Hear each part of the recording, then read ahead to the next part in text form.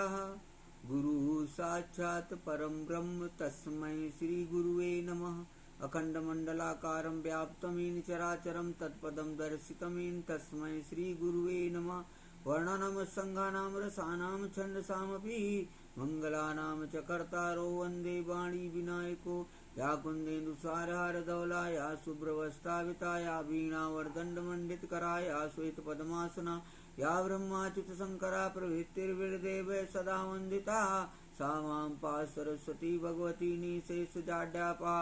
मनोजं मारुतुल्यवेगं जितेन्द्रियं बुद्धिमतां वरिष्ठं वातात्मजं वानरयूथमुख्यं श्रीरामदूतं शरणं प्रपद्ये। ॐ नमो भगवते आञ्जनेयाय महाबलाय स्वाहा। ॐ गरुणदेवताय नमः। ॐ सर्वमङ्गलमाङ्गल्ये शिवे सर्वार्थसाधिके शरण्ये त्र्यम्बके गौरी नारायणी नमोस्तुते। ओम जयंती मंगला काली भद्रकाली कपालिनी दुर्गा क्षमा शिवा दात्री स्वाहा सुधा नमोस्तुते। आइए माँ गायत्री का ध्यान 100 अक्षर के गायत्री महामंत्र के द्वारा करते हैं, जिसमें भूर्भुवः स्वः नहीं आता है। ओम तत्सवितुर्वरेण्यं भर्गो देवस्य धीमहि धियो यो न प्रचोदयात्। ओम त्र्यंबकं यजामहे सुगन्धिं पुष्टिवर्धनम् उर्वारुकमिव बन्धनान् मृत्योर्मुक्षीयमामृतात्।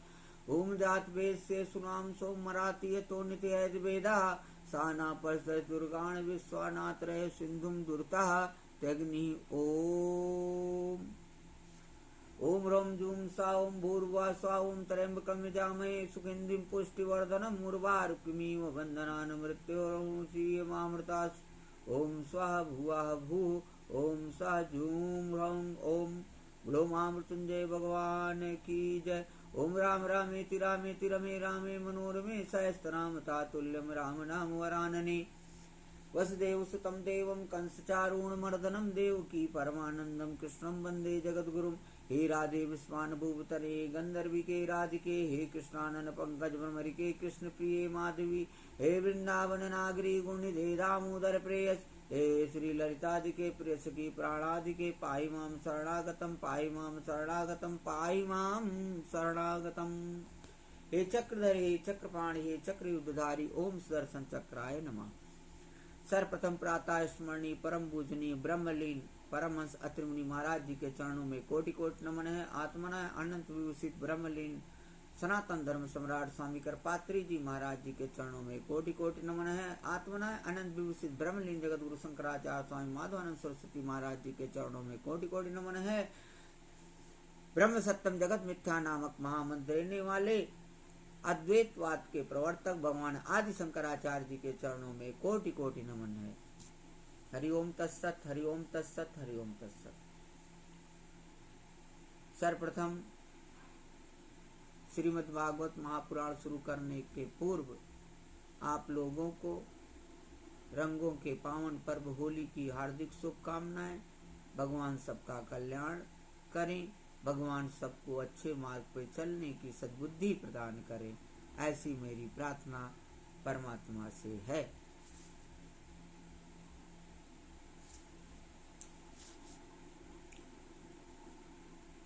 आइए सर्वप्रथम संकीर्तन के माध्यम से भगवान गणेश जी का ध्यान करते हैं। जय गणेश गौरी सुमन शंकर सुत प्यारे। जय गणेश गौरी सुमन शंकर सुत प्यारे। सूर्य कोटि संप्रकाश शशि ललाट धारी।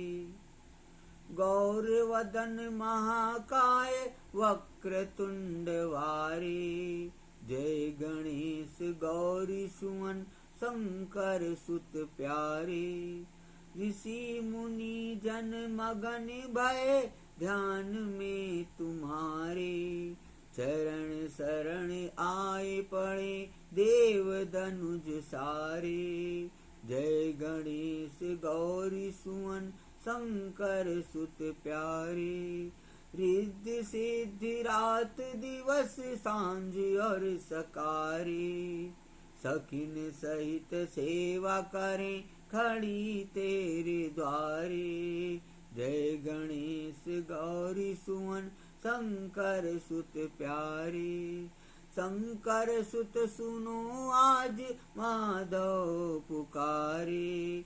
तुम बिन को हरे नाथ संकट हमारे। जय गणेश गौरी सुमन शंकर सुत प्यारे।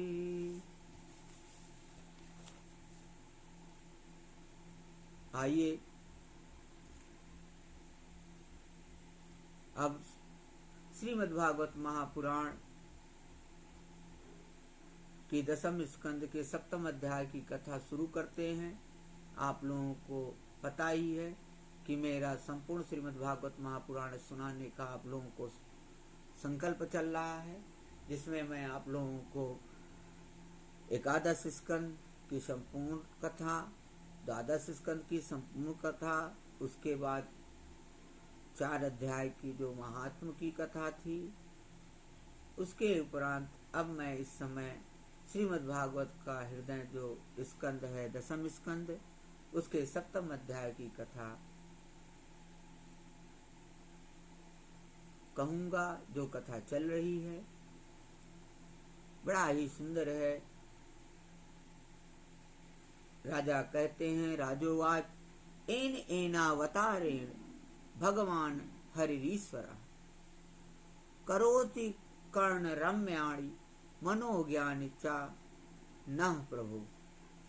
राजा परीक्षित ने पूछा, प्रभु सर्वशक्तिमान भगवान श्री हरि अनेकों अवतार धारण करके बहुत सी सुंदर एवं सुनने में मधुर लीलाएं करते हैं, वे सभी मेरे हृदय को बहुत प्रिय लगती हैं।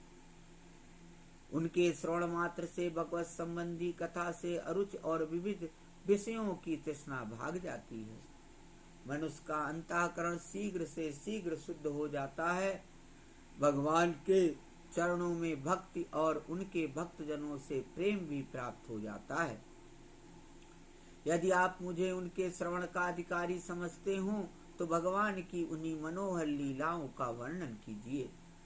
भगवान श्री कृष्ण ने मनुष्य लोक में प्रकट होकर मनुष्य जाति के स्वभाव का अनुसरण करते हुए जो बाल लीलाएं की हैं, अवश्य वे अत्यंत अद्भुत हैं। इसलिए आप अब उनकी दूसरी बाल लीलाओं का भी वर्णन कीजिए। श्री सुखदेव जी कहते हैं, परीक्षित, एक बार भगवान श्री कृष्ण के करवट बदलने का अभिषेक उत्सव मनाया जा रहा था। उसी दिन उनका जन्म नक्षत्र भी था। घर में बहुत सी स्त्रियों की भीड़ लगी हुई थी। गाना बजाना हो रहा था। उन्हीं स्त्रियों के बीच में खड़ी हुई सती साध्वी यशोदा जी ने अपने पुत्र का अभिषेक किया। उस समय ब्राह्मण लोग मंत्र पढ़कर आशीर्वाद दे रहे थे। नंद रानी यशोदा जी ने ब्राह्मणों का खूब पूजन सम्मान किया। उन्हें अन्न, वस्त्र, माला, गाय आदि मुंह मांगी वस्तुएं दी। जब यशोदा जी ने उन ब्राह्मणों द्वारा स्वस्ति वाचन कराकर स्वयं बालक के नहलाने आदि का कार्य संपन्न कर लिया, तब यह देखकर कि मेरे लल्ला के नेत्रों में नींद आ रही है, अपने पुत्र को धीरे से सैया पर सुला दिया। थोड़ी ही देर में श्याम सुंदर की आंखें खुली तो वे दुग्ध पान के लिए रोने लगे। और उस समय मनुष्यनी यशोदा जी उत्सव में आए हुए ब्रजवासियों के स्वागत सत्कार में बहुत ही तन्मय हो रही थीं, इसलिए उन्हें श्री कृष्ण का रोना सुनाई नहीं पड़ा। तब श्री कृष्ण रोते रोते अपने पांव उछालने लगे। शिशु कृष्ण एक छकड़े के नीचे सोए हुए थे। उनके पांव अभी लाल लाल कोपलों के समान बड़े ही कोमल और नन्हे थे, परंतु वह नन्हा सा पांव लगते ही विशाल छकड़ा उलट गया और उस छकड़े पर दूध, दही आदि अनेकों रसों से भरी हुई मटकियां और दूसरे बर्तन रखे हुए थे। वे सब के सब फाट गए और छकड़े के पहिए तथा धुरे अस्त व्यस्त हो गए। उसका जुआ फट गया। करवट बदलने के उत्सव में जितनी भी स्त्रियां आई हुई थी वे सब और यशोदा, रोहिणी, नंद बाबा और गोपगण इस विचित्र घटना को देखकर व्याकुल हो गए। वे आपस में कहने लगे, अरे यह क्या हो गया, यह छकड़ा अपने आप कैसे उलट गया। वे इसका कोई कारण निश्चित न कर सके। वहाँ खेलते हुए बालकों ने गोपों और गोपियों से कहा कि इस कृष्ण ने ही रोते रोते अपने पाँव की ठोकर से इसे उलट दिया है, इसमें कोई संदेह नहीं। परंतु गोपों ने उसे बालकों की बात मानकर उस पर विश्वास नहीं किया। ठीक ही है, वे गोप उस बालक के अनंत बल को नहीं जानते। यशोदा जी ने समझा या किसी ग्रह आदि का उत्पात है। उन्होंने अपने रोते हुए लाडले लाल को गोद में लेकर ब्राह्मणों से वेद मंत्रों के द्वारा शांति पाठ कराया और फिर वे उसे दुग्ध पान कराने लगी। बलवान गोपों ने छकड़े को फिर सीधा कर दिया। उस पर पहले की तरह सारी सामग्री रख दी गई। ब्राह्मणों ने हवन किया, दही, अक्षत, कुश तथा जल के द्वारा भगवान और उस छकड़े की पूजा की, जो किसी के गुणों में दोष नहीं निकालते, झूठ नहीं बोलते, दंभ, ईर्ष्या और हिंसा नहीं करते तथा अभिमान से रहित हैं। उन सत्यशील ब्राह्मणों का आशीर्वाद कभी विफल नहीं होता। यह सोचकर नंद बाबा ने बालक को गोद में उठा लिया और ब्राह्मणों से सामरिक और यजुर्वेद के मंत्रों द्वारा संस्कृत एवं पवित्र औषधियों से युक्त जल से अभिषेक कराया और उन्होंने बड़ी एकाग्रता से स्वस्थ यज्ञ पाठ और हवन कराकर ब्राह्मणों का अति उत्तम अन्न का भोजन कराया। इसके बाद नंद बाबा ने अपने पुत्र की उन्नति और अभिवृद्धि की कामना से ब्राह्मणों को सर्वगुण संपन्न बहुत सी गौएं दान दी। वे गौएं वस्त्र, पुष्पमाला और सोने के हारों से सजी हुई थी। ब्राह्मणों ने उन्हें आशीर्वाद दिया। यह बात स्पष्ट की जो वेद वेत्ता और सदाचारी ब्राह्मण होता है उनका आशीर्वाद कभी निष्फल नहीं होता। एक दिन की बात है, सती यशोदा जी अपने प्यारे लल्ला को गोद में लेकर दुलार रही थी। सहसा श्री कृष्ण चट्टान के समान भारी बन गए। वे उनका भार न सह सकी। उन्होंने भार से पीड़ित होकर श्री कृष्ण को पृथ्वी पर बैठा दिया। इस नई घटना से वे अत्यंत चकित हो रही थीं। इसके बाद उन्होंने भगवान पुरुषोत्तम का स्मरण किया और घर के काम में लग गईं। तृणावर्त नाम का एक दैत्य था। वह कंस का निजी सेवक था। कंस की प्रेरणा से ही भवंडर के रूप में वह गोकुल में आया और बैठे हुए बालक श्री कृष्ण को उड़ाकर आकाश में ले गया। उसने ब्रज रज से सारे गोकुल को ढक दिया और लोगों की देखने की शक्ति हर ली। उसके अत्यंत भयंकर सबसे 10 दिशाएं कांप उठी। सारा ब्रज 2 घड़ी तक रज और तम से ढका रहा। यशोदा जी ने अपने पुत्र को जहाँ बैठा दिया था वहां जाकर देखा तो श्री कृष्ण वहां नहीं थे। न पश्यत कश्चनात्मानं परम चापि विमोहिताः तृणावर्तनि सृष्टाभिः शर्कराभिः रूपधृताः। उस समय तृणावत ने बवंडर रूप से इतनी बालू उड़ा रखी थी। सभी लोग अत्यंत उद्विग्न और बेसुध हो गए थे। उन्हें अपना पराया कुछ भी नहीं सूझ रहा था। उस जोर की आंधी और धूल की वर्षा में अपने पुत्र का पता न पाकर यशोदा जी को बड़ा शोक हुआ। वे अपने पुत्र की याद करके बहुत ही दीन हो गईं और बछड़े के मर जाने पर गाय की जो दशा हो जाती है वही दशा उनकी हो गई। वे पृथ्वी पर गिर पड़ी। बवंडर के शांत होने पर जब धूल की वर्षा का वेग कम हो गया तब यशोदा जी के रोने का सब सुनकर दूसरी गोपियां वहां दौड़ आईं। नंद नंदन श्याम सुंदर श्री कृष्ण को न देखकर उनके हृदय में भी बड़ा संताप हुआ। आंखों से आंसू की धारा बहने लगी। वे फूट फूट कर रोने लगी। इधर तृणावर्त बवंडर रूप से जब भगवान श्री कृष्ण को आकाश में उठा ले गया तब उनके भारी बोझ को न संभाल सकने के कारण उसका वेग शांत हो गया। वह अधिक चल न सका। तृणावर्त अपने से भी भारी होने के कारण श्री कृष्ण को नीलगिरी की चट्टान समझने लगा। उन्होंने उसका गला ऐसा पकड़ा कि वह उस अद्भुत शिष्य को अपने से अलग नहीं कर सका। भगवान ने इतने जोर से उसका गला पकड़ रखा था कि वह असुर निश्चेष्ट हो गया। उसकी आंखें बाहर निकल आई, बोलती बंद हो गई, प्राण पखेरु उड़ गए और बालक श्री कृष्ण के साथ वह ब्रज में गिर पड़ा। वहां जो स्त्रियां इकट्ठी होकर रो रही थी उन्होंने देखा कि वह विकराल दैत्य आकाश से एक चट्टान पर गिर पड़ा और उसका एक एक अंग चकनाचूर हो गया। ठीक वैसे ही जैसे भगवान शंकर के बाणों से आहत हो त्रिपुरासुर गिरकर चूर चूर हो गया था। भगवान श्री कृष्ण उसके वक्षस्थल पर लटक रहे थे।